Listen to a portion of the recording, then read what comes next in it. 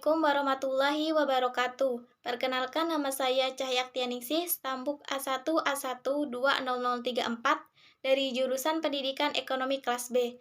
Baik, pada kesempatan kali ini saya akan membahas tentang materi sistem ekonomi. Apa sih sistem ekonomi itu? Sistem ekonomi adalah tata cara, aturan, dan kebiasaan-kebiasaan umum yang diterima dalam masyarakat untuk mengatur dan mengkoordinasikan perilaku warga seperti para konsumen, produsen, pemerintah, dan lain sebagainya dalam menjalankan kegiatan ekonominya berupa produksi, perdagangan, konsumsi, dan lainnya sedemikian rupa sehingga menjadi satu kesatuan yang teratur dan dinamis. Sistem ekonomi dibagi menjadi tiga macam, yang terdiri dari sistem ekonomi sosialis, sistem ekonomi kapitalis atau liberal, dan sistem ekonomi campuran. Yang pertama yaitu sistem ekonomi sosialis. Sistem ekonomi sosialis adalah suatu sistem perekonomian yang segala kegiatan ekonominya dilakukan oleh pemerintah pusat, mulai dari masalah penentuan apa, berapa, hingga untuk siapa barang dan jasa tersebut diproduksi. Sistem ini beranggapan bahwa kegiatan ekonomi yang dipegang oleh masyarakat secara bebas akan menimbulkan masalah kemiskinan, ketidakadilan, dan pengangguran. Oleh karena itu, untuk mengatasi permasalahan tersebut, maka pemerintah beritikat akan menjamin kelancaran kegiatan ekonomi secara lebih efisien agar dapat mencapai sasaran-sasaran yang telah ditetapkannya. Dalam sistem ekonomi sosialis terdapat beberapa ciri. Yang pertama yaitu seluruh kegiatan ekonomi yang dimulai dari produksi, konsumsi, sampai distribusi seluruhnya diatur oleh pemerintah pusat. Ciri yang kedua yaitu tidak ada bagi rakyatnya untuk bekerja dan menguasai barang-barang hasil produksinya.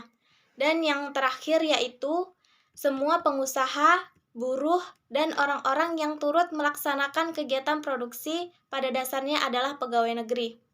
Sistem ekonomi yang kedua yaitu sistem ekonomi kapitalis atau liberal. Sistem ekonomi kapitalis atau liberal adalah suatu sistem perekonomian yang menghendaki adanya kebebasan tiap individu untuk melakukan segala kegiatan ekonomi tanpa adanya campur tangan pemerintah. Sistem ini beranggapan bahwa jika setiap pelaku ekonomi diberikan kebebasan untuk menjalankan kegiatan ekonomi dalam rangka mencari keuntungan yang setinggi-tingginya, maka pada waktu yang bersamaan masyarakat juga akan memperoleh keuntungan. Adapun ciri-ciri dari sistem ekonomi kapitalis atau liberal, yang pertama yaitu masyarakat mempunyai kebebasan untuk berproduksi, di mana masyarakat bebas untuk menentukan barang dan jasa yang akan diproduksi dan lain sebagainya.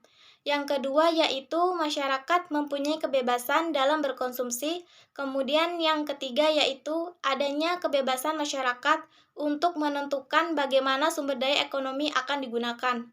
Dan yang terakhir yaitu produksi dilaksanakan dengan tujuan mendapatkan laba dan semua kegiatan ekonomi didorong oleh prinsip laba, sehingga sistem ini sering disebut dengan profit ekonomi.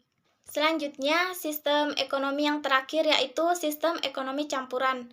Sistem ekonomi campuran merupakan gabungan dari sistem ekonomi liberal dengan corak kapitalis dan sistem ekonomi terpusat dengan adanya komando yang mutlak dari pemerintah.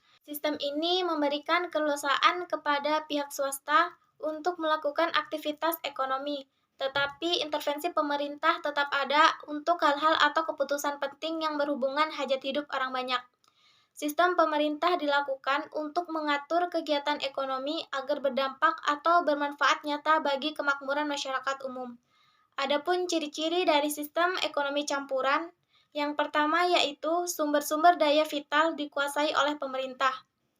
Kemudian ciri yang kedua yaitu pemerintah menyusun peraturan perencanaan dan menetapkan kebijakan-kebijakan di bidang ekonomi. Yang ketiga, swasta diberi kebebasan di bidang-bidang ekonomi dalam batas kebijaksanaan ekonomi yang ditetapkan pemerintah. Ciri yang keempat yaitu hak milik swasta atas alat produksi diakui asalkan penggunaannya tidak merugikan kepentingan umum. Yang kelima, pemerintah bertanggung jawab atas jaminan sosial dan pemerataan pendapatan. Dan ciri yang terakhir yaitu jenis dan jumlah barang produksi ditentukan oleh mekanisme pasar. Baiklah, mungkin itu saja yang dapat saya sampaikan. Mohon maaf apabila ada kesalahan. Saya akhiri. Wabillahi taufiq wal hidayah. Wassalamualaikum warahmatullahi wabarakatuh.